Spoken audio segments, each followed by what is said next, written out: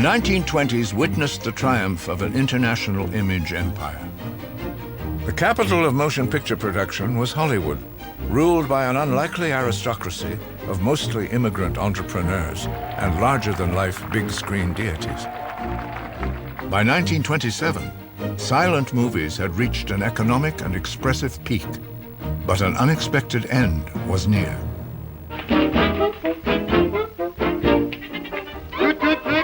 Goodbye. Toot-toot-tootsie, don't cry. Sound pictures didn't grow out of silent pictures. It's a different hybrid that kind of choked off this plant that had been flourishing perfectly well, and then in comes this other thing, and it simply strangles it, and it renders it extinct. In market-driven Hollywood, movies without sound were suddenly considered outdated.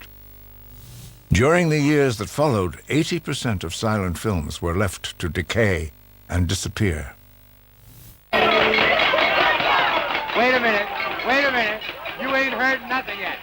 The Jazz Singer was a landmark, but not as new as it sounded. Movies with sound dated to the very first films made by Thomas Edison and his associate W.K.L. Dixon in the 1890s. Technical advances during the early 20s allowed movie engineers to find a way to link a recorded disc with a projector. Again, the power of technology was transforming a business that reflected its founders' immigrant dreams and ambitions. The story of the Jazz Singer, in many ways, matches the story of the Warner Brothers. That here you have Jewish brothers who come from a very traditional Jewish background, and yet they want to be successful in the non-religious American life, the non-Jewish life. At first, Warner's sound and disc system was a success. But keeping two machines in sync was a problem. Already, another mogul was eyeing alternatives. William Fox was probably the most acquisitive man who ever existed in the motion picture industry anywhere in the world. At one point, either through his corporation or individually, he owned 1/3 of all the movie theaters in the entire world. If those upstarts, the Warners, could have sound on disc, by gum, William Fox could do one better. Fox was tough and determined. Left with a withered arm after a childhood accident, he became a formidable one-armed golfer. He prided himself on never wearing a watch. The day was over when the work was done. With the coming of sound, Fox was developing an optical system that put both picture and soundtrack on the same film. Meanwhile, at Warner Brothers, Sam Warner was the media visionary. If Sam Warner was alive today, we'd call him an early adopter. He was a tinkerer, he loved gadgets, he loved the latest thing. Quiet, please. Sam Warner saw the shape of an emerging new multimedia world. But the 42-year-old mogul wouldn't live to see it come. Only a day before the premiere of The Jazz Singer, he unexpectedly died. Another death added further confusion and uncertainty to a period known as the Great Hollywood Panic, and the shakeup was just beginning. Using theaters as his power base, Marcus Loew assembled MGM in 1924. Then in 1927, just a month before the premiere of The Jazz Singer, Loew, 57, died from a heart attack. William Fox saw his chance. He launched an ambitious $50 million takeover bid for Loew's MGM. Everybody started to take note of this lone person out there of, oh my God, he could have control of all of this stuff, almost replacing the idea of what Edison had to begin with.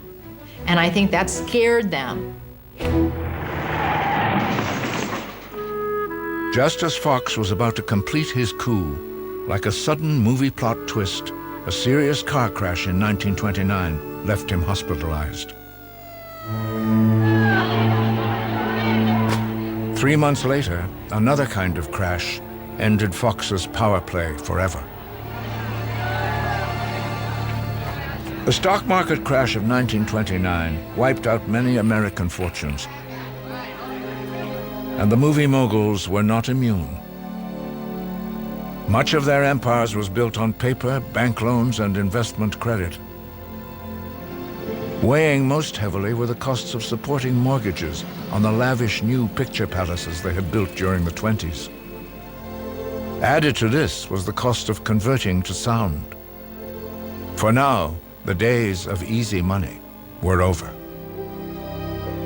In 1929, average movie attendance was something like 120 million a week.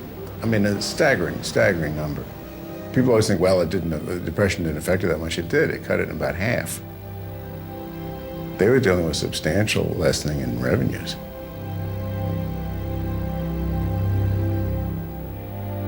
Ambitious and unrelenting, William Fox was the first to fall. Creditors wrested control of his company in 1930. Even with an $18 million buyout, William Fox was an emperor without an empire. By the mid-1930s, despite a string of horror movie hits including Dracula and Frankenstein, Universal Studios was also awash in debt. Uncle Carl rallied his motion picture family. Fate has dealt us a vicious, crushing blow. We must recover from it or go down. And the only way we can stay in business is to fight as we have never fought before in our lives. Despite his fighting spirit, Carl Laemmle was forced to sell Universal. For his niece, a dancer, it was more than a business loss. She'd grown up on the Universal lot. I know that I cried myself to sleep a lot of nights because I missed Universal so much. I mean, it was my home. It just broke my heart to have to leave. While the moguls struggled to maintain cash flow, stars were the upfront faces of Hollywood. For audiences, they were the first to confront the challenge of talking pictures. There literally were stars whose future hung in the balance of a sound test where they had to recite Little Bo Peep. And they would stand outside while the sound engineer, who had become a godlike figure on the set, was ranked higher than the director. Because if the director said cut and the sound man said no good for sound, you did it again. In 1930, Louis B. Mayer anxiously waited to learn how MGM's most glamorous property would survive the verdict of the microphone. Give me a whiskey, ginger ale on the side. And don't be stingy, baby.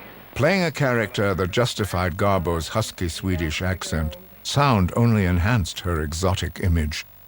The studios began a remarkable comeback, aided by the appeal of sound and supported by major investments from Wall Street.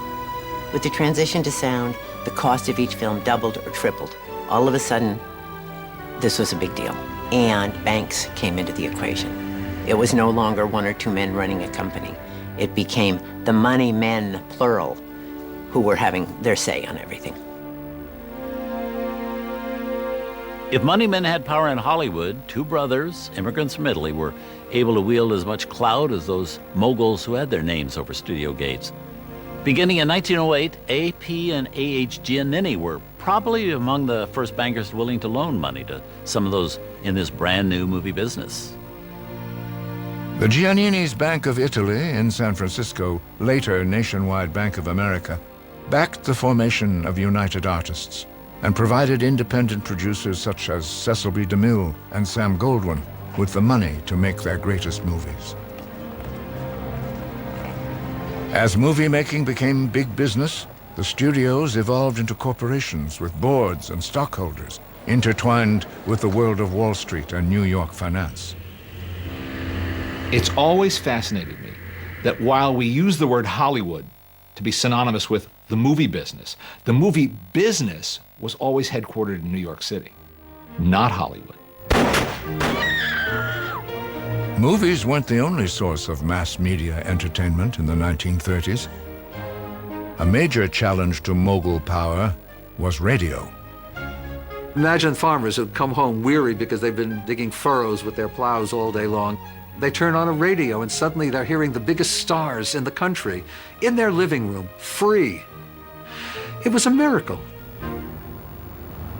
RKO had been forged in the 1920s as an amalgam of radio, theater, and movie interests.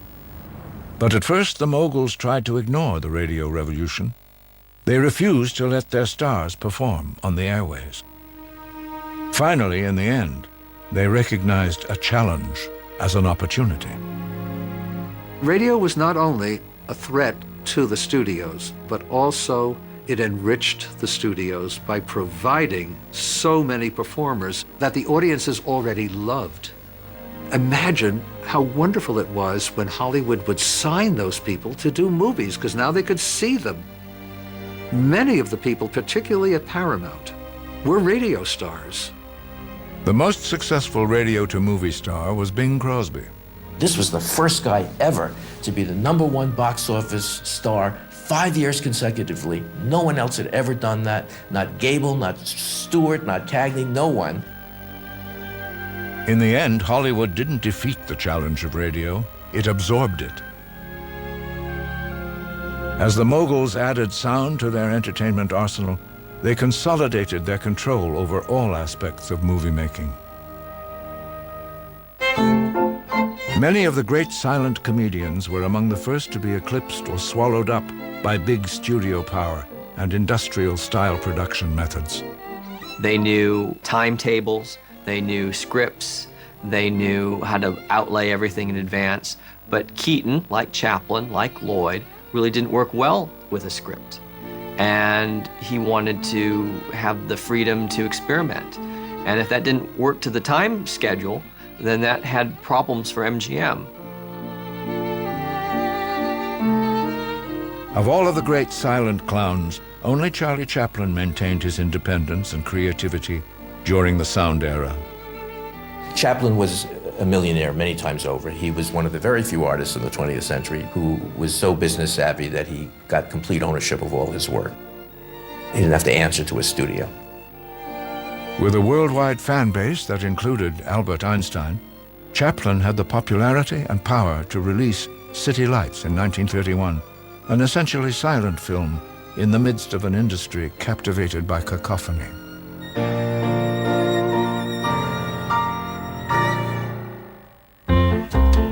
Soon, a new generation of comics arrived in Hollywood. The Marx Brothers, masters of anarchic dialogue, were 4 veterans of the Broadway stage. Unlike the silent stars, they weren't improvisers, Answer the second question first. but their verbal irreverence was right for talkies. Can't you see what I'm trying to tell you? I love you. Oh, Your Excellency. You're not so bad yourself. By the time the Marx Brothers were on film, they were doing routines that they had perfected on stage for years and years on the vaudeville circuit, so they really knew what they were doing. They just took everything apart.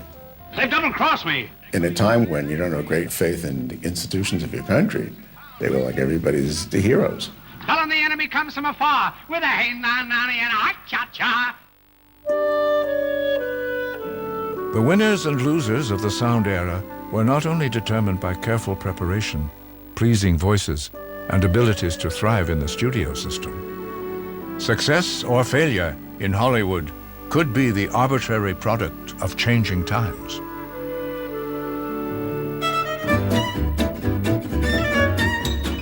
Everything Clara Bow embodied in the 1920s, the youthful excess, the joy, the extravagance of just living life sort of on the edge. When the stock market crashed and the banks failed, that almost seemed obscene to the public because it wasn't fun anymore. You miserable, common, vulgar hussy. She didn't understand what she had done wrong. It was the role she played on screen. In real life, Bow alienated Hollywood moguls and movie stars by refusing to deny her impoverished and uncultured background, a past that many in Hollywood shared, but were eager to forget. With the coming of sound, the hyperkinetic actress was forced to stay within range of early microphones. She became uncertain and self-conscious. Then worse, there were embarrassing accusations from a former friend and disgruntled personal assistant. She was portrayed as an alcoholic, drug addict, and accused of everything from promiscuity to incest and bestiality. Based on a mix of fact, rumor, and outright lies, the accusations were devastating. Under the pressures of stardom, Beau had already suffered from overwork and nervous exhaustion. In 1931, bewildered and defeated, she left Paramount. 2 years later, only 28, she retired forever. While silent stars were fading in the early 1930s, Hollywood was infused with a new generation of behind-the-camera talent. Talkies needed talk, and for semi-literate moguls like Jack Warner, like it or not, that meant writers. Jack Warner's famous line about describing screenwriters was that they were schmucks with Underwoods, Underwoods being an old typewriter of the period. As far as writers were concerned, the contempt was mutual. Herman J. Mankiewicz was a New York journalist wit who began writing snappy titles during the silent era. Mankiewicz had a Chicago newspaperman friend, Ben Hecht. Ben Hecht is a great example of the artist as scoundrel, the artist as art is what you can get away with. Hecht was eminently prepared to be a Hollywood screenwriter because he was witty and clever and fast. The words power and writer rarely appeared on the same page in Hollywood. But during the 30s, Hecht and Mankiewicz thrived. Hard drinkers, hustlers, and gamblers, they turned out a series of hits, talking back to hard times.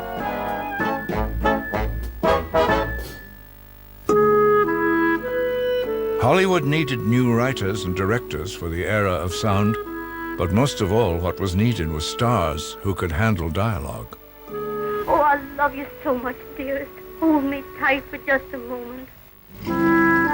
As they gathered new talent, the Hollywood image factories often reflected the tastes of the studio heads who controlled them.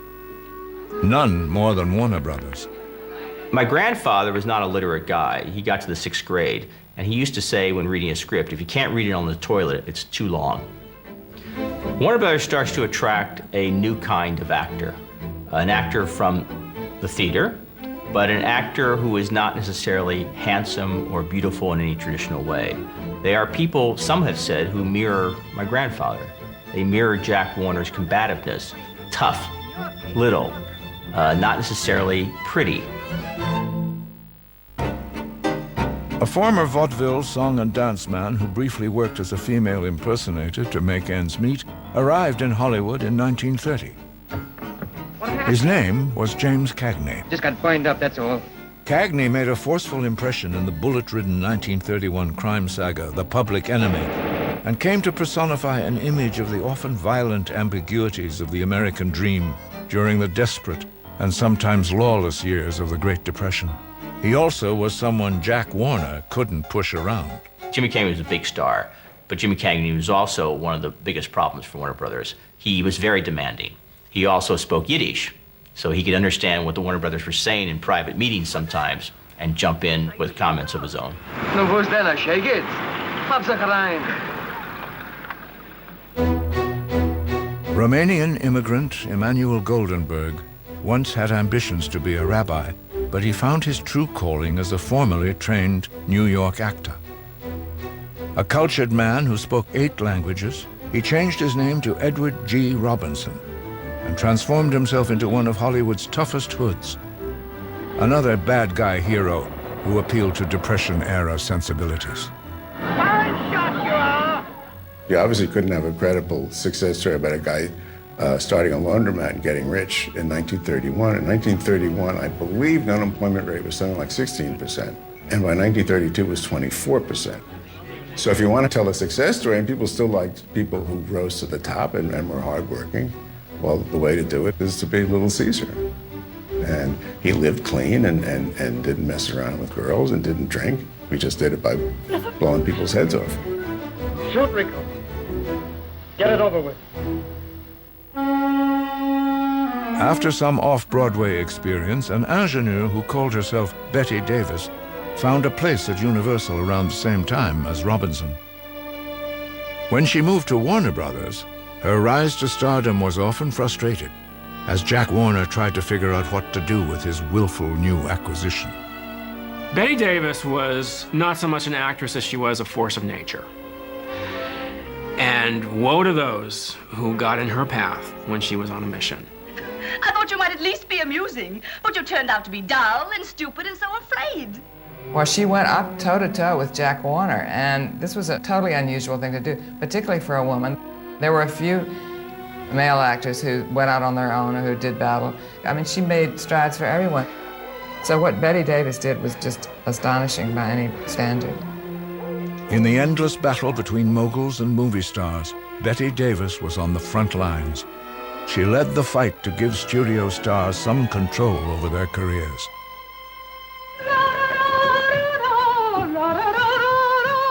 In 1933, an independent and strong-willed actress named Katharine Hepburn played hard to get with RKO. I say, look at me, world. I'm Jo March, and I'm so happy. Little Women confirmed her as a star. Hollywood was looking for an American Garbo, and they found much more. Like Garbo and Bette Davis, Katharine Hepburn insisted on being no one but herself. And she knew her worth. Even before she was here, when her contract was negotiated, they offered her, a certain amount of money. And she said, no, she wanted much more. She wanted 3 times that. And they said, but you've never made a movie. And she said, well, I don't care if you don't want me, then don't pay me. But that's what my price is. I'm $1,500 a week, and that's that. That's the price. All right, places, everybody. Even if they were difficult, stars that talked were good. Singing ones even better. In 1930, Hollywood produced 70 musicals. But sound alone wasn't enough. The visual dazzle of the silent era needed to be learned again. Dance director Busby Berkeley was made for the movies. In his musicals, the camera was choreographed along with his choreens. Despite Broadway success, Berkeley was not trained as a traditional choreographer.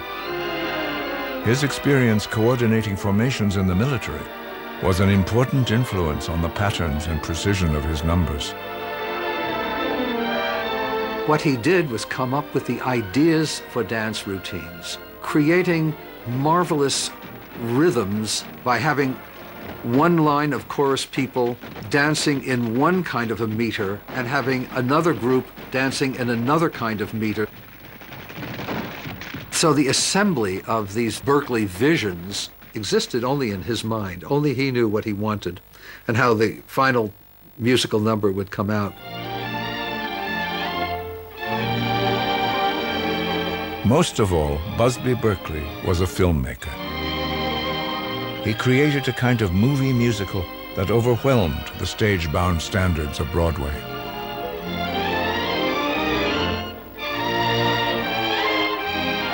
He also brought intimacy to his numbers with close-ups that inspired thousands of American girls who dreamed of stardom on the big screen. Yet even with all his innovations, Berkeley's elaborate numbers were still based on the kind of spectacles that were theater traditions.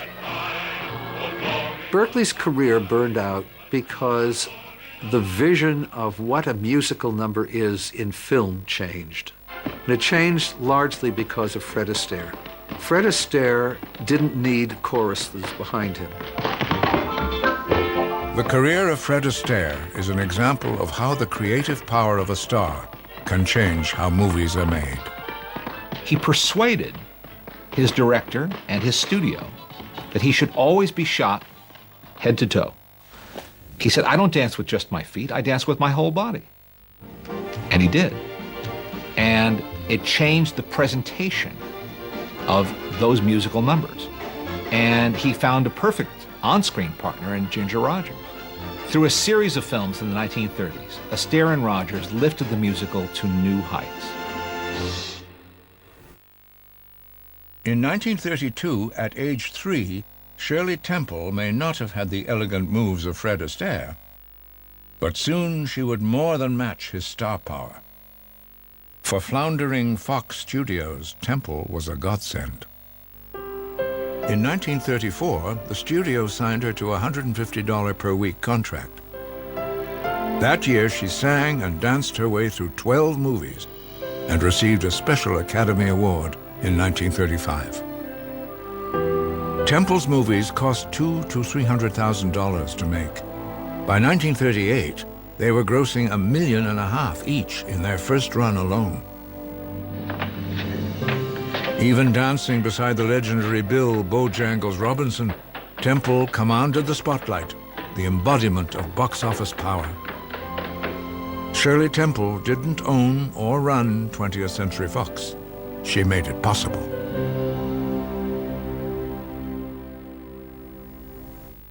While Shirley Temple's star was rising at Fox in the early 30s, Adolph Zucker's Paramount was still struggling. All the girls today, huh? Oh, just... A quite different actress sashayed to the rescue. Why, Lou, I'm so very, very happy to see you. Well, Mae West came out of vaudeville, and she had this show called Sex. She actually went to jail for a period of time because she was considered pretty raunchy even in the theater. Oh, pleased to meet you. She wasn't exactly sexy, and yet she reeked sex at the same time. I am delighted. I have heard so much about you. Yeah, but you can't prove it. Well, there was a huge ambivalence on the part of the moguls because they saw that sex sells, salaciousness sells, raunchy the better. On the other hand, they had become this force, this moral force. They took it upon themselves to uplift the public. I'm a little late getting dressed. As a talking picture star, Mae West challenged Hollywood censors with something new. Come up again. Anytime. Words. She was known for her sly double entendres and overblown sex appeal. But Mae West was no dumb blonde. She was a hard-headed businesswoman as well as a scriptwriter. She could do it all. She could produce a movie if she had to. She could direct a movie if she had to. Yeah, he'll listen to you. So I think she had the respect of not only my grandfather, but everybody else in the business. In 1935, Mae West was the highest-paid woman in the United States. But a new code of movie censorship, managed by conservative Catholic Joseph Breen, began to sentence by sentence water down Mae West's slinky way with words. It got so tight after a while that nobody could do anything on screen. You know, married couples had to be in separate beds. You could never show a bathroom or a toilet. Kisses could only be so many seconds, and all that sort of stuff. That went on for years.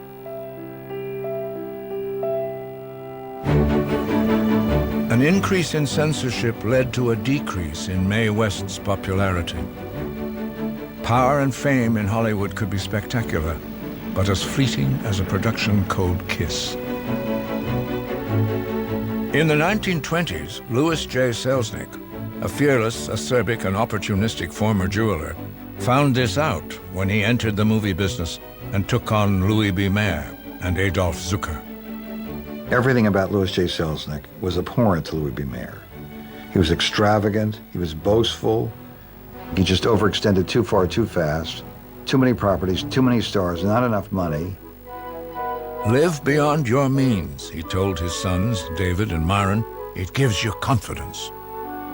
Whether Louis Selznick did himself in or got help from his annoyed and angry competitors, in 1923 he was forced into bankruptcy.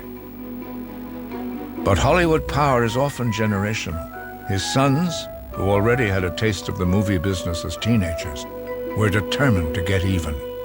I think from the photos that you can see of my father, he was a dreamer. So there was this robust charm, aggression, drive, combined with a dreamer. Early on, the Selznick brothers set out to conquer the world of the movies that had humiliated their father. To enhance his image, David added a middle initial to his name. I think he went through all the letters of the alphabet and finally decided, you know, the O looks good. In later years, people thought he might be David O' Selznick, the first Irish Jew, but that wasn't the case. Hard-working with an innate sense of story, David O. Selznick became a Hollywood player at RKO and MGM, despite being surrounded by moguls, with no love lost for his father, especially Louis B. Mayer. This didn't stop Selznick from marrying Mayer's daughter, Irene, in 1930. Despite jokes about the son-in-law also rises at MGM, he started his own studio in 1935, announcing boldly, "I'm 32 and I can afford to fail." That was the kind of self-confidence that built Hollywood. But the moguls also exercised power far beyond their studio walls. When Herbert Hoover was inaugurated as president in 1929, Louis B. Mayer was invited as the new president's first overnight guest at the White House. The Hollywood studio heads were staunchly conservative and mostly Republicans. But in the turmoil of the 1930s, America was rife with radical thinking. When avowed socialist Upton Sinclair looked like he might win the race for California governor in 1934, the Hollywood image factories were geared up for action. MGM, with Thalberg in the front, created these faux newsreels of quote-unquote bums coming into California saying, yeah, we're coming to California because Upton Sinclair is going to be governor and we're going to get a free ride, and then played those things as if they were newsreels in the movies. Ironically, the immigrant moguls like Louis B. Mayer had arrived in America as less than promising newcomers themselves. But movie success allowed them to ignore their past. Socialist Sinclair was defeated. Defeating Upton Sinclair was the kind of surreptitious power play well known in Hollywood, and not even Irving Thalberg was safe. A perfectionist whose eye was more on what was on the screen than on the bottom line, it was said that the frail young producer didn't make movies, he remade them.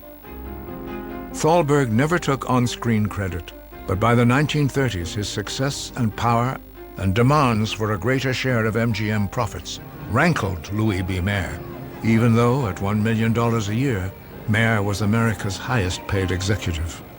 To L.B. Mayer, the most important thing in his life was Metro-Goldwyn-Mayer. He built it.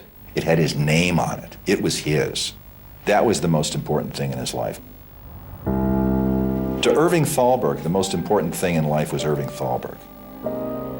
Thalberg's fragile health had always been a concern, but it never affected his power at MGM until 1932, when he had a massive heart attack. While Thalberg was recuperating in Europe, Louis B. Mayer and his boss in New York, Lowe's president Nick Schenck, ordered a major reorganization. They created a new inner circle of unit producers, all equals to Thalberg. It was a coup, no question about it.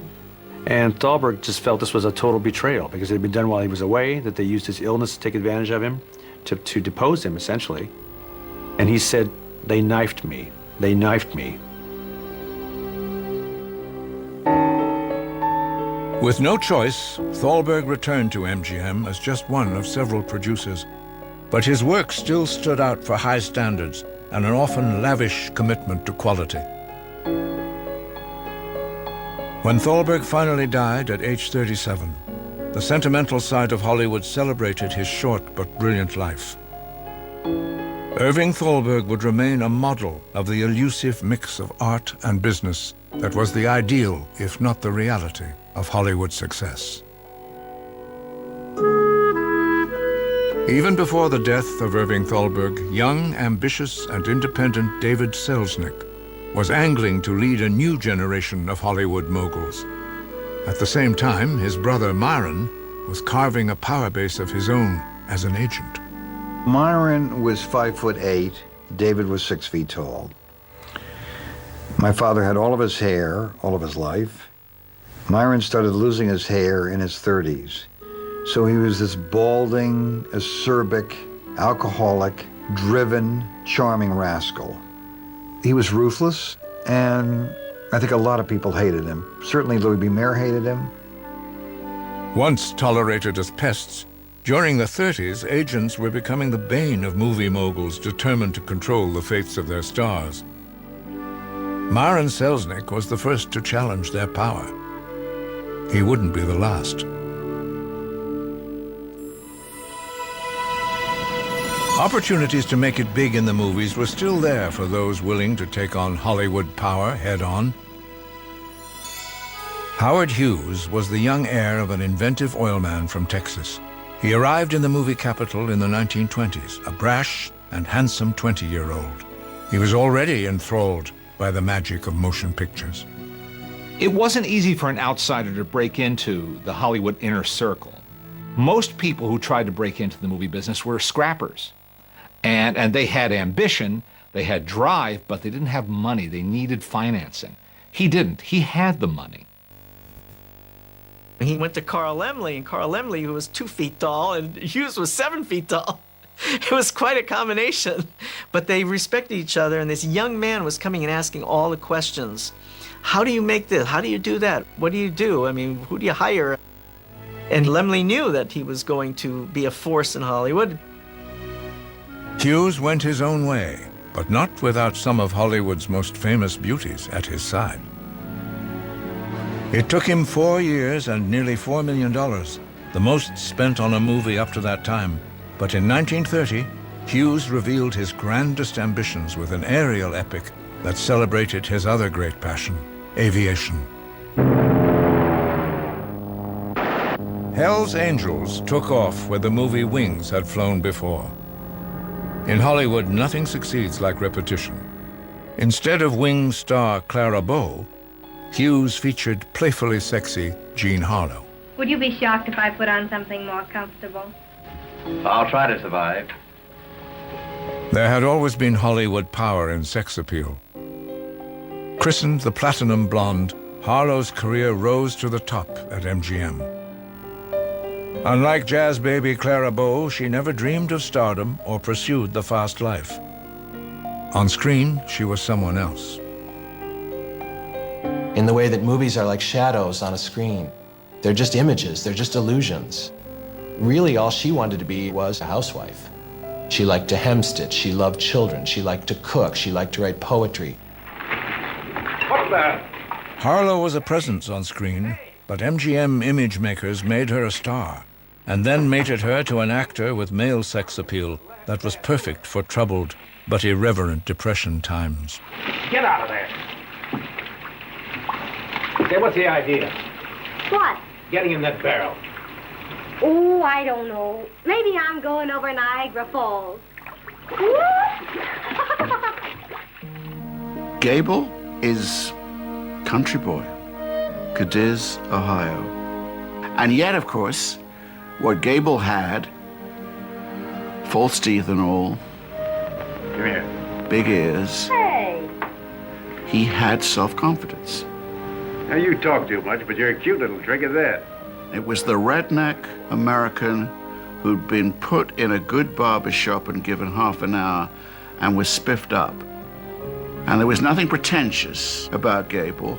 Well, I know I'm up here. I know you're all looking at me, and I know I'm being paid millions, and I know the women are lined up. But, you know, I'm just like you. Women adored him, but guys adored him too.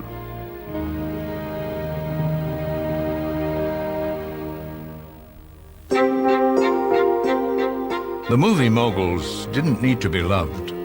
They wanted to win. Hollywood power was a gambler's game. Darryl Zanuck was one production head who was unafraid to risk adding an edge to movie storytelling. He was convinced that controversy could be just as saleable as escapist entertainment. He was the youngest of all of the moguls. He believed you have to entertain, but you can also have some substance and say some important things. Escape, my truck! Zanuck and director Mervyn LeRoy brought out the big guns with I Am a Fugitive from a Chain Gang, a devastating indictment of the Southern penal system. Take a look at that. The skunk.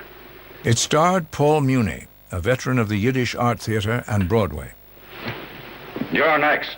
Showing the influence of movies beyond entertainment, it led to prison reforms. I'm a Fugitive from a Chain Gang is, to me, the very nadir of hopes and aspirations as you've ever seen on the screen. Helen. And it just said, you know, screw it, let's make this movie. Helen. It was the joy of being able to make 50 movies a year. You know, there was room for this. It was all going to be so different. It is different. They've made it different. Big studios like Warner Brothers, where Zanuck worked, could afford to take an occasional box office risk. Not fiercely independent Samuel Goldwyn. I never saw him as a mogul. He did not run a large plant with hundreds of people bowing and yesing him, lots of little busy assistants and vice presidents and all of that stuff. He was just one guy. He says, the day I put money under the door and wait for something to happen, he says, I'm out of this business. Every time Sam Goldwyn wanted to make a movie, he went to the Bank of America and took out a loan, and he would put his house up as collateral. So there was always a period of sweating it out for him until the returns actually came in. I remember when my father would come home at night and he'd say, and I was just a kid, I must have been about 7, and he'd say, well, we paid off the bank today. And I would get a little glass of beer to drink. Sam Goldwyn was an independent who had to make it on his own. But during the early 30s, in the shadows of the big Hollywood studio gates, there was a neighborhood filled with much more marginalized independents. It was called Poverty Row, home to Columbia Pictures, controlled by another street-savvy tough guy, Harry Cohn, the son of an immigrant tailor. Cohn learned to pitch as a song plugger. In 1920, Harry joined his older brother Jack and Universal executive Joe Brandt in a company called CBC, named after the partners' initials. Hollywood insiders laughed because the letters also stood for corned beef and cabbage. In 1924, CBC became Columbia Pictures, a more high-class sounding name, but the Cohn Brothers Company was still headquartered in Poverty Row, and their product far from prestigious. When people went to the movies and looked at the screen, if they saw the Paramount Mountain or the MGM Lion, they would start applauding. If they saw Columbia's Lady with a Torch, they would start booing, which tells you something about the movies of the era. Harry Cohn and his brother Jack were entrepreneurs. They wouldn't have called themselves that. They wouldn't have known what the word meant, but that's what they were. Cohn was a rough, foul-mouthed character who gained admiration from people who knew how to deal with him and how to dish it out in return. But he could be abusive. He could be really abusive. The stories were rampant that he had phones on the studio lot tapped, that he could listen into almost any conversation. And his brother Jack, who lived on the East Coast and with whom he founded the company, they hated each other. And he was at a board meeting where they had to physically be pulled apart because they had a fist fight. Harry Cohn may have tyrannized his brother Jack, but he found a creative collaborator in a former Mack Sennett gag man, Frank Capra. And a man like Capra needs a man like Cohn just as much as a man like Cohn needs a man like Capra, and that was the beauty of their relationship. I think they hated each other, but also loved each other. Always in Hollywood history, we see the conflict between art and commerce, represented by the talent, the star or the director, and the businessman, the mogul or the head of the studio. This is the story of Hollywood, and out of that conflict has always come something great. Frank Capra was a classic example of the American immigrant story of his era. He came as a 6-year-old boy from Sicily in steerage to the United States of America, where he rose to the very top of the heap. He found the streets of gold. In the roller coaster world of Hollywood, all it took was one film to lift Columbia from the depths of Poverty Row to the Academy Awards, the ultimate symbol of movie success. At the 1935 Academy Awards ceremony, it happened one night, swept the year with the 5 top Oscars. Overnight, Harry Cohn, was playing with the big guys, more respectable and maybe even more hated, but certainly a studio head who proved he could turn out good pictures. With his success, Frank Capra went on to make a series of comedy dramas where the little guy still had a chance. I think it was John Cassavetes said maybe there never really was an America in the 1930s. Maybe it was all Frank Capra, because Capra really defines that decade so much in his movies. Frank Capra's artful populism added a sentimental glow to tough Depression times and made a hero of the common man. But far from the power centers of Hollywood, there was one movie maker who knew American injustice and opportunity firsthand. Born in 1884, Oscar Micheaux was the son of a freed slave. He was a man who really didn't see boundaries for himself as an African American. He just didn't see the restrictions that the dominant culture was putting on African Americans. I mean, he believed you could really break through them. By the 1930s, Micheaux had been in the movie business for more than a decade. Beginning as a farmer, he started writing novels in 1913. Then, partly as a response to the birth of a nation, he turned to movie making. His 1920 film Within Our Gates deals with the hypocrisies of racial purity and the horrors of lynching. Micheaux would go on to direct 42 movies as a market for race films grew among African American audiences who were either stereotyped or ignored by Hollywood. I mean, this is so audacious. Who does this man think he is? He was so charismatic. He looked as if it was God coming to deliver a sermon. He just had all of this presence and this great fire within him to do something. So he's really advising the Black community to lift itself up. Race movie companies just flourished around the country. They might be in New Jersey using Fort Lee. They might be in part of Florida. They might be in Chicago. When sound does come in, it's expensive. They don't always understand it. Micheaux keeps going. Until the end of his career in the late 1940s, Oscar Micheaux survived with a mix of entertainment, sensationalism, and social currency. Like the Jewish founders of Hollywood, he was reimagining America on screen.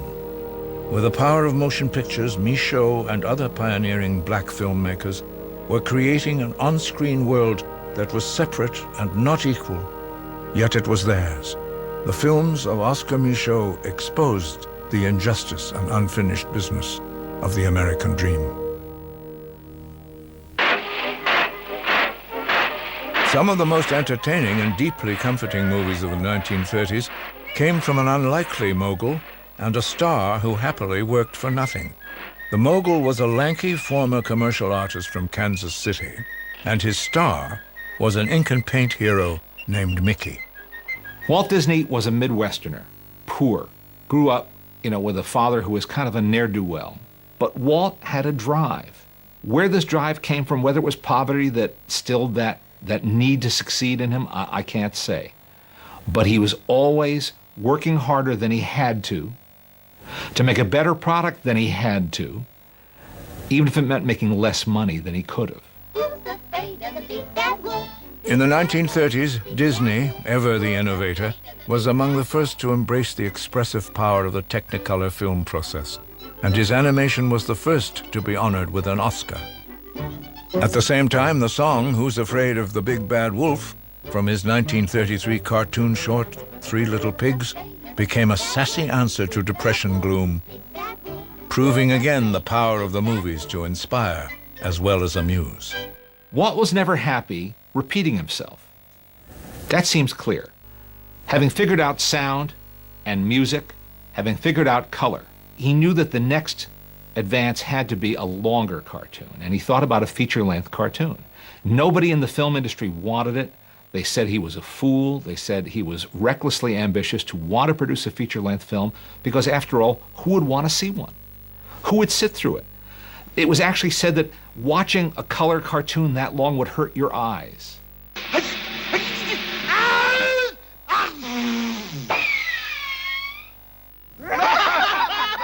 In 1937, it took the support of Hollywood's longtime banker A.H. Giannini to get the money to complete Snow White and the Seven Dwarfs.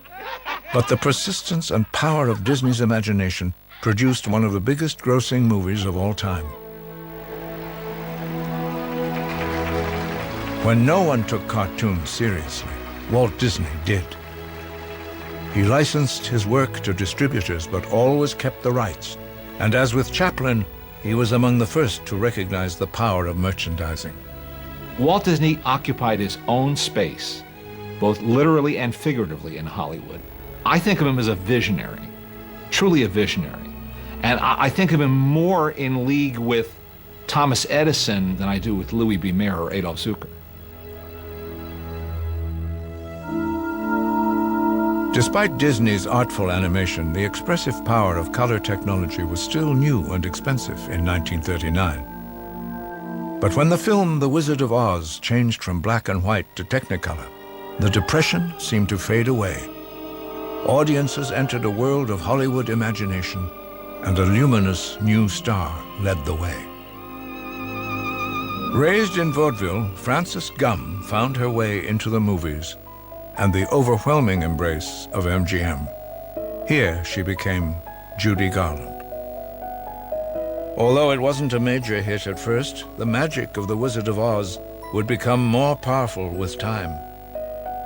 In 1939, the world was on the edge of catastrophe, far more devastating than a Kansas tornado. Hollywood stars like Judy Garland would not only entertain, they would offer hope and a sense of security. If happy little bluebirds fly beyond the rainbow. Judy Garland touched audiences with her vulnerability, with her humanity, unlike any other star in Hollywood. She reached out to people and wrapped them up in her arms.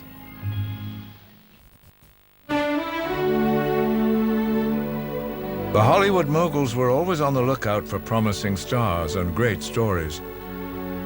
Like The Birth of a Nation 24 years before, Gone with the Wind was based on a novel, one of the most successful in American history. And again, it showed the power of Hollywood to reimagine America's past. Times had changed by the 1930s. David O. Selznick was eager to surpass the record profits of The Birth of a Nation, but avoid the controversy that D.W. Griffith had created. One of the things which Selznick set out to do was get to the black press and let them see that we're making this movie and that we want to give important roles to African-American actors and actresses. There's also a section in Gone with the Wind in the novel where the Ku Klux Klan comes into the story, and they get rid of it. All the movie moguls were tough and driven men. David O. Selznick was perhaps the most obsessive of them all. Long before I was born, my father already was compulsive. He already said to people, you know, there aren't enough hours in a day. That's the problem with the day. I need 21 or 22 hours. Why do I have to go to sleep at night? So when Benzedrine and Dexedrine were prescribed to him, I think during Gone with the Wind, he said, oh, this is wonderful. Now I can have 22 hours a day. Grossing more than $20 million in its first run and winner of a record 10 Oscars, Gone with the Wind was the most successful movie ever produced. This is one of the happiest moments of my life. When Hattie McDaniel was honored with an Oscar, it also suggested that Hollywood imagery had the power to change attitudes about race in American movies. But there was a long way to go. When they had the big opening in Atlanta and all the stars coming, Vivian Leigh back in the United States, Olivia de Havilland, of course, Clark Gable with Carol Lombard. Hattie McDaniel was not there at that opening. They did not want her there because of the South and the South's attitudes. I don't know nothing about birthing babies. And there was criticism of Gone with the Wind within the African-American community. At the same time, it was enjoyed.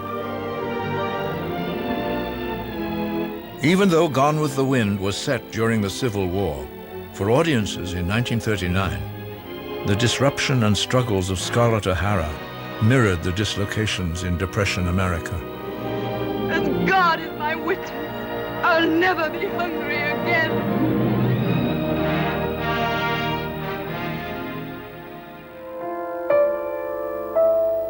Gone with the Wind represented the Hollywood dream factories at a peak of profitability and power. For the moguls, it had been a remarkable success story. Yet as powerful as they had become, many of the immigrant studio heads remained insecure. When Hitler and Nazism began their anti-Semitic rise in Europe during the 1930s, with the exception of the brash Warner Brothers, the Jewish moguls hesitated to speak out. They feared losing vital German markets and calling attention to their Jewish roots, which could arouse anti-Semitism in an America overwhelmingly against going to war. I think one of the most important things for these Jews who came to this country, not just the moguls, but for an entire generation or two of Jewish immigrants, was to assimilate. And part of that was not necessarily to deny being Jewish, but it was just not to broadcast it either. That was certainly the case here in Hollywood, where they were producing this all-American art. While other Jewish moguls were hesitant, retired Universal Studios founder Uncle Carl Laemmle hadn't forgotten his immigrant past. He would visit Laupheim, go back to Germany every year. He'd never miss. Of course, when Hitler came in power, then he was no longer allowed to enter Germany. And he wanted to do anything that he could to relieve the situation for the Jews there. He brought between 400 and 500 families over. Some went to other countries, but a lot of them came to the United States. When Carl Laemmle died in 1939 at age 72, the Hollywood he had helped create had triumphed during a turbulent decade. More than ever, audiences were captivated by movie dreams. But as the United States approached the unknowns of the 1940s, the coming attractions would become nightmares, and they were real.